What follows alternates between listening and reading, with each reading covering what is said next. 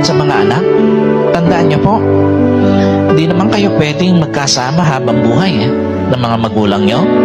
May hangganan yon. Yung panahon na naririto sila, may hangganan yon. Yung panahon na naririto ka, may hangganan din yon. Alam niyo po, yung panahon na pwedeng ma-enjoy yung presence mo ng mga magulang mo, lahat yun may hangganan. Walang permanenteng pagsasama dito sa mundo. Walang magulang na papaalis na dito sa mundong ito na mas hahanapin pa mga material na bagay kaysa kanilang mga anak.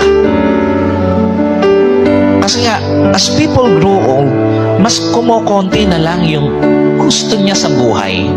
Alam niyo po, pagtanda mo, mapapansin mo, konti na lang yung gusto mo sa buhay. Hindi lahat ng moment, pera o material ang kailangan ng isang magulang.